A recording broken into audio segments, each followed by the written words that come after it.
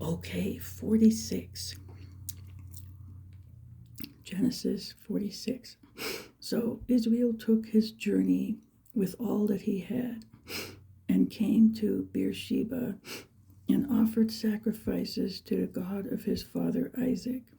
Then God spoke to Israel in the visions of the night and said, Jacob, Jacob.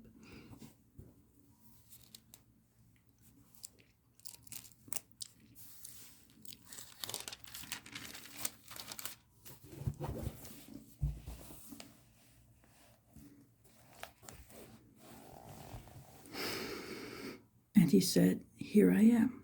So he said, I am God, the God of your father. Do not fear to go down to Egypt, for I will make of you a great nation there. I will go down with you to Egypt, and I will also surely bring you up again, and Joseph will put his hand on your eyes. So he's saying, like, he's probably worried because he's supposed to inherit the land of Canaan, but God reassures him and says, just, it's okay, go down there. You'll all come back up later anyway, but in the meantime, you'll see your son again. And this part is about, like, he'll be there when he dies. So that's comforting. Then Jacob arose from Beersheba, and the sons of Israel carried their father Jacob, their little ones, and their wives in the carts which Pharaoh had sent to carry him. So they took their livestock and their goods, which they had acquired in the land of Canaan, and went to Egypt, Jacob and all his descendants with him, his sons and his sons' sons, his daughters and his sons' daughters, and all his descendants he brought with him to Egypt. Now, these were the names of the children of Israel, Jacob and his sons who went to Egypt. Reuben was Jacob's firstborn. The sons of Reuben were, I should probably skip this part. Yeah, okay. All of them are the descendants. Let's see. And to Joseph in the land of Egypt were born. Yeah, okay, we have that. The sons of Benjamin. Okay. Okay, all the persons who went with, that's better, who went with Jacob to Egypt, who came from his body, besides Jacob's sons' wives, were 66 persons in all. And the sons of Joseph who were born to him in Egypt were 2 persons. All the persons of the house of Jacob who went to Egypt were 70. So he was a group of 70 going down there. Okay, and then they multiply.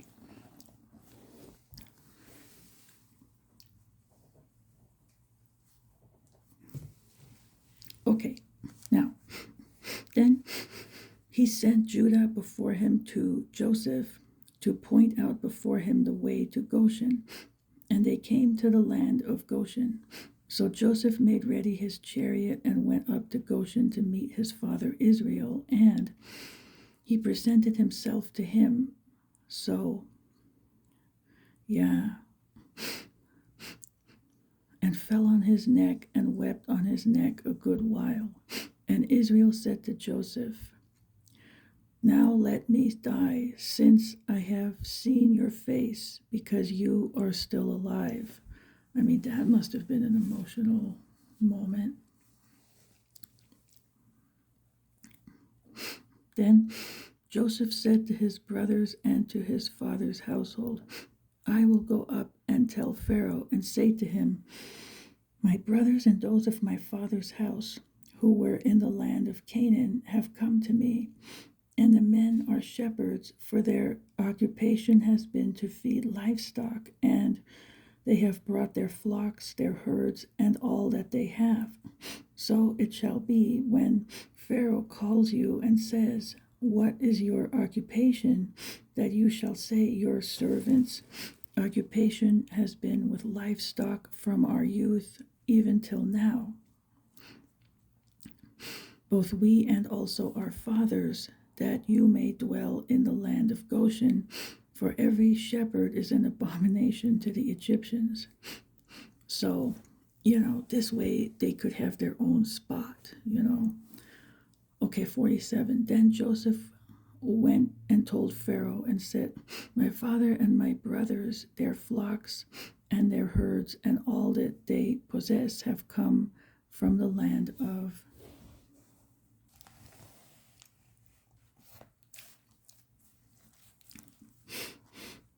Canaan, and indeed they are in the land of Goshen. And he took 5 men from among his brothers and presented them to Pharaoh. Then Pharaoh said to his brothers, what is your occupation? And they said to Pharaoh, your servants are shepherds, both we and also our fathers. And they said to Pharaoh, we have come to dwell in the land because your servants have no pasture for their flocks, for the famine is severe in the land of Canaan. Now therefore please let your servants dwell in the land of Goshen. Then Pharaoh spoke to Joseph, saying, your father and your brothers have come to you.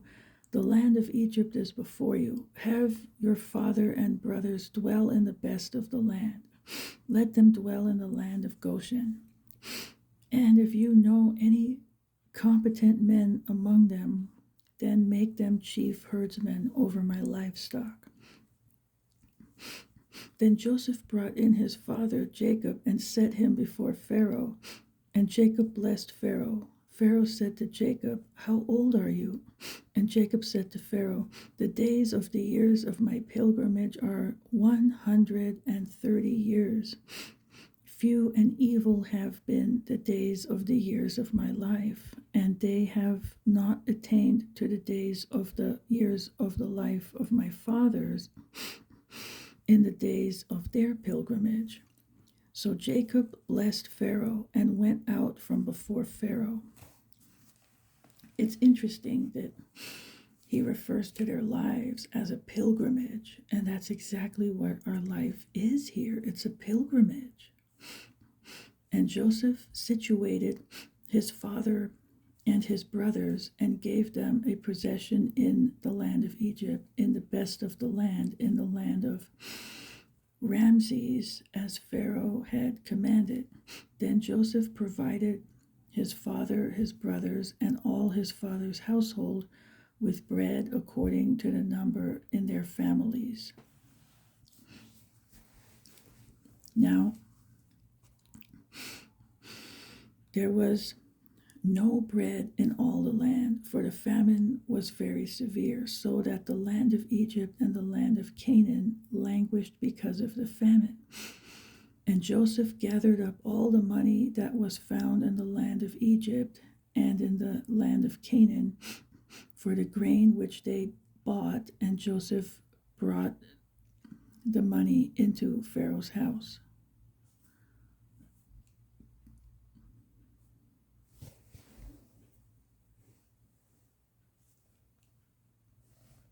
So anyway, they were benefiting even though the rest of the world wasn't.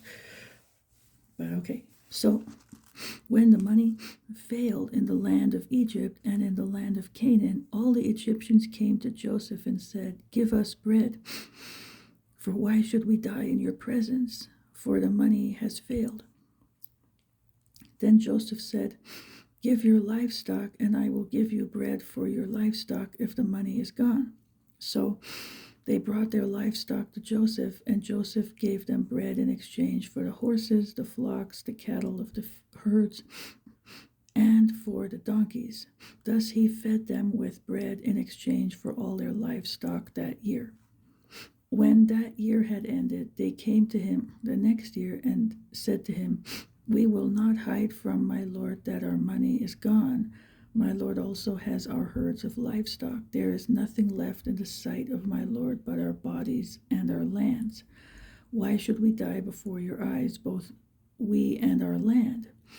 Buy us and our land for bread, and we and our land will be servants of Pharaoh. Give us seed that we may live and not die, that the land may not be desolate. See, this is how that happened with, you know, buying us. It's like they sold themselves as servants, really. I mean, it's not like there are different kinds of things with that, and that comes up later. I'll get to that. Then Joseph bought all the land of Egypt for Pharaoh, for every man of the Egyptians sold his field, because the famine was severe upon them. So the land became Pharaoh's. And as for the people, he moved them into the cities from one end of the borders of Egypt to the other end.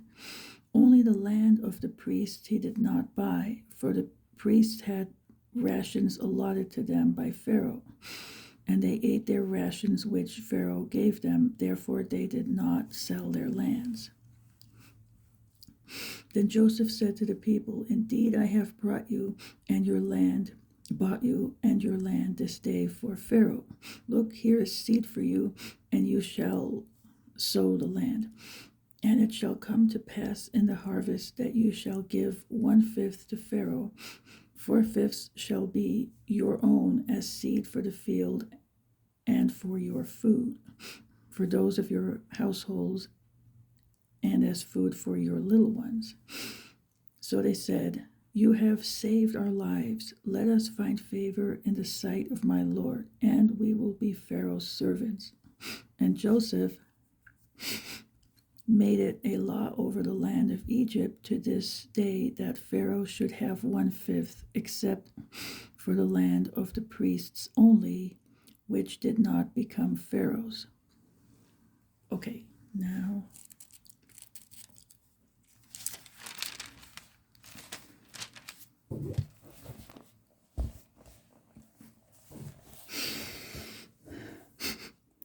Okay, so Israel dwelt in the land of Egypt in the country of Goshen, and they had possessions there and grew and multiplied exceedingly.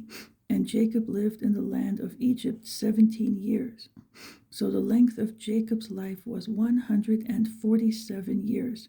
When the time drew near that Israel must die, he called his son Joseph and said to him, Now if I have found favor in your sight, please put your hand under my thigh and deal kindly and truly with me. Please do not bury me in Egypt, but let me lie with my fathers. You shall carry me out of Egypt and bury me in their burial place.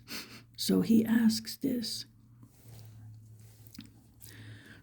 And that's how this was their custom of making an oath. And he said, I will do as you have said. Then he said, swear to me. And he swore to him. So Israel bowed himself on the head of the bed.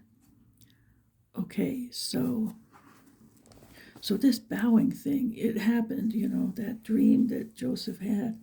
They came several times, and, we see that. 48.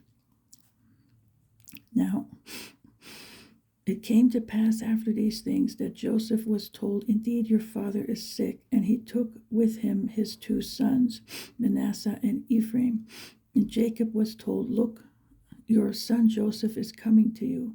And Israel strengthened himself and sat up on the bed.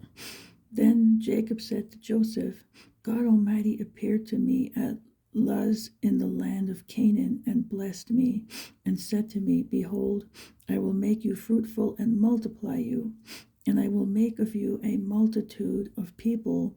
Give this land to your descendants after you as an everlasting possession. And now your 2 sons, Ephraim and Manasseh, who were born to you in the land of Egypt before I came to you in Egypt, are mine. As Reuben and Simeon, they shall be mine.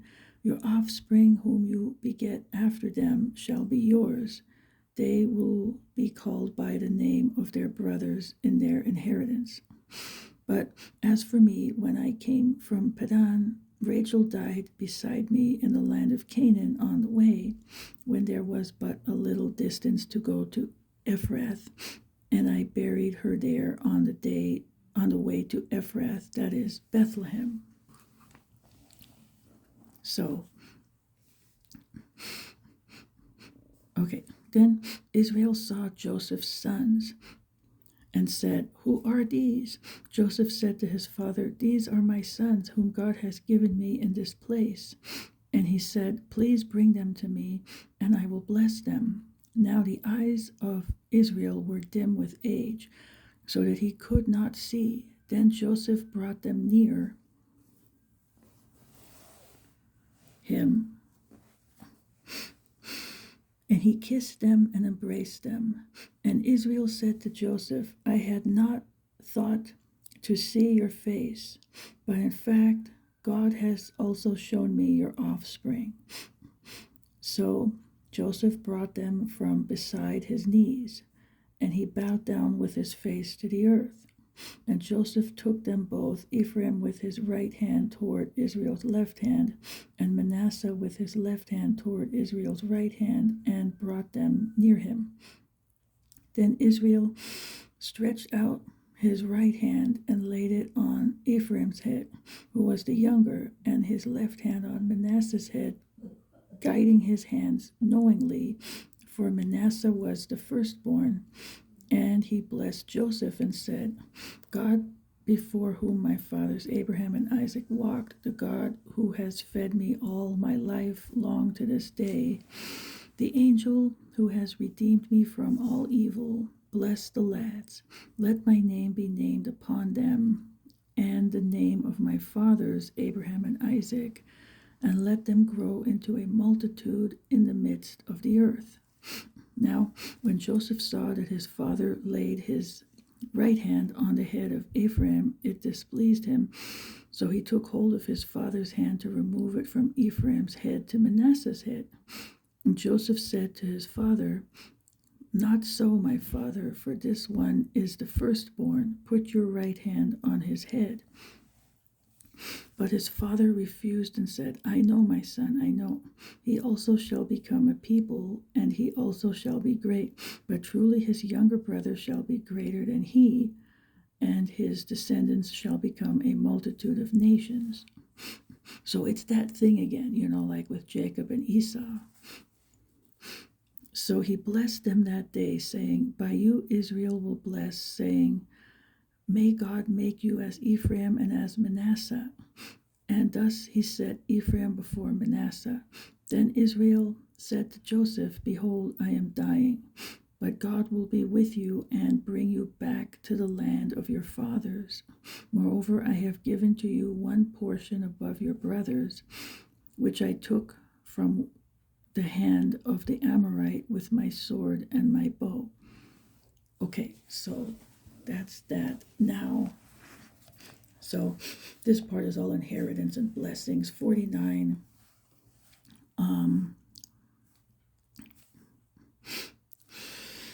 This is about what Jacob, he gives a blessing to all of them, but all his 12 sons. But the interesting part is right here. He comes to Judah, and this is the one who always put himself in place of somebody else. So he gives him a blessing, and I'll read that part. So, "Judah, you are he whom your brothers shall praise. Your hand shall be on the neck of your enemies. Your father's children shall bow down before you.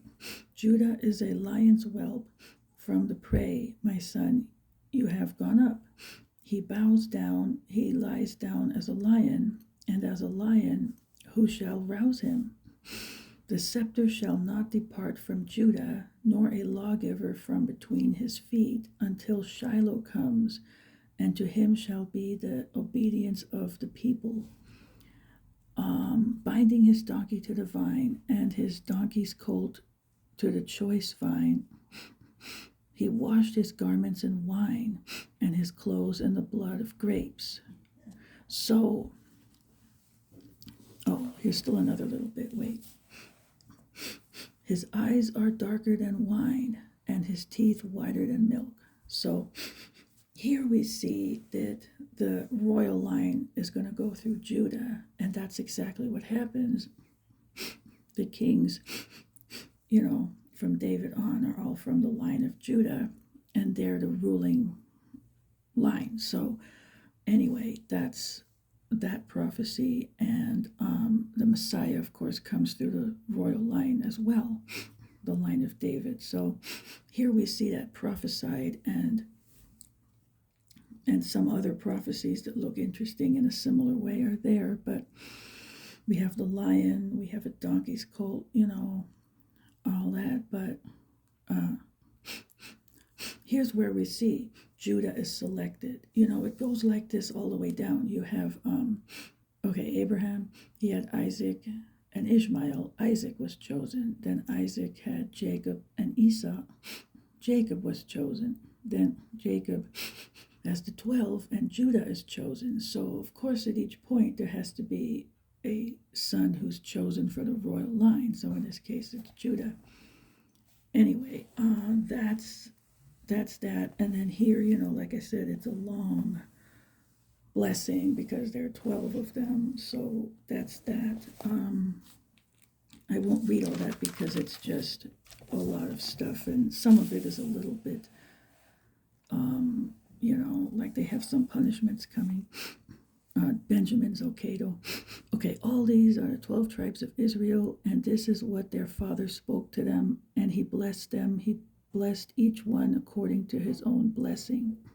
Now, then he charged them and said to them, I am to be gathered to my people. Bury me with my fathers in the cave that is in the field of Ephron the Hittite, in the cave that is in the field of Machpelah, which is before Mamre in the land of Canaan, which Abraham bought with the field of Ephron the Hittite as a possession for a burial place. There they buried Abraham and Sarah his wife. There they buried Isaac and Rebekah his wife, and there I buried Leah. Okay, so all the wives are gone. Okay, Rachel died, Leah died.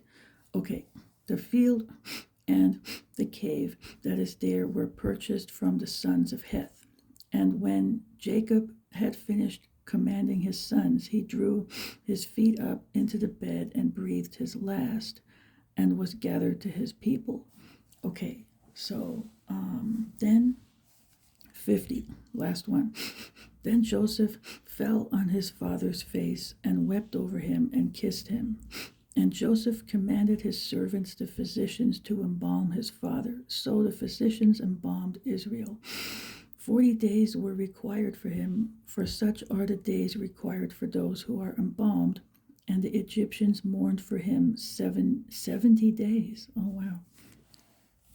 Now, when the days of his mourning were past, Joseph spoke to the household of Pharaoh, saying, If now I have found favor in your eyes, please speak in the hearing of Pharaoh, saying, My father made me swear, saying, Behold, I am dying in my grave, which I dug for myself in the land of Canaan. There you shall bury me. Now, therefore, please let me go up and bury my father, and I will come back.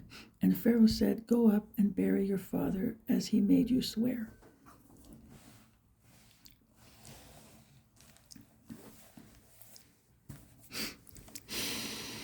So Joseph went up to bury his father, and with him went up all the servants of Pharaoh, the elders of his house, and all the elders of the land of Egypt, as well as all the house of Joseph, his brothers, and his father's house.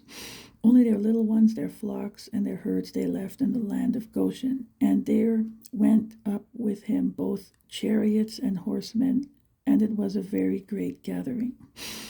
Then they came to the threshing floor of Atad, which is beyond the Jordan, and they mourned there with a great and very solemn lamentation. He observed 7 days of mourning for his father. And when the inhabitants of the land, the Canaanites, saw the mourning at the threshing floor of Atad, they said, This is a deep mourning of the Egyptians. Therefore its name was called Abel Mizraim, which is beyond the Jordan. And that means morning of Egypt. So his sons did for him just as he had commanded them. For his sons carried him to the land of Canaan and buried him in the cave of the field of Machpelah before Mamre, which Abraham bought with the field from Ephron the Hittite as property for a burial place. And after he had buried his father, Joseph returned to Egypt, he and his brothers, and all who went up with him to bury his father. Okay, when Joseph's brothers saw that their father was dead, they said, "Perhaps Joseph will hate us and may actually repay us for all the evil which we did to him." So they sent messengers to Joseph, saying, "Before your father died, he commanded, saying, Thus you shall say to Joseph, I beg you, please forgive the trespass of your brothers and their sin, for they did evil to you. Now, please forgive the trespass of the servants of the God of your father." And Joseph wept when they spoke to him. Then his brothers also went and fell down before his face, and they said, "Behold, we are your servants." Joseph said to them, "Do not be afraid, for am I in the place of God? But as for you, you meant evil against me, but God meant it for good, in order to bring it about as it is this day, to save many people alive. Now, therefore, do not be afraid. I will provide for you and your little ones." And he comforted them and spoke kindly to them. So, I mean, that's just beautiful. And of course, it's all a type, and I already explained that, but okay, it's beautiful. He's so forgiving, Anyway, he's so gentle with them. I love it. So Joseph dwelt in Egypt, he and his father's household. And Joseph lived 110 years. Joseph saw Ephraim's children to the third generation. The children of Machir, the son of Manasseh, were also brought up on Joseph's knees. And Joseph said to his brethren, "I am dying, but God will surely visit you and bring you out of this land to the land of which he swore to Abraham, to Isaac, and to Jacob." Then Joseph took an oath from the children of Israel, saying, "God will surely visit you, and you shall carry up my bones from here." So Joseph died, being 110 years old, and they embalmed him, and he was put in a coffin in Egypt. Okay, and when they leave Egypt, they do take his bones. So, just as a spoiler alert, okay, they do take his bones up to the land of Israel when they go. So, anyway, that's it. Now, it has a very happy ending. It's very moving and touching and beautiful. And I talked about all the typology there. Tomorrow, I'm starting in Exodus. I already have a lot of notes ready to go, so I'm going to do that tomorrow. I don't want to make this video any longer than I have to because it's already pretty long, so I'm going to leave it at that. And it's only 29. Okay, well, I'm done, so I'll leave it at that. And I'm already getting scratchy throat. Lately, it's been funny I'm trying to catch my breath more. I don't know why, but anyway, it's just one of those health things. So, all right, I'll be back tomorrow with more exciting history. Have a blessed day.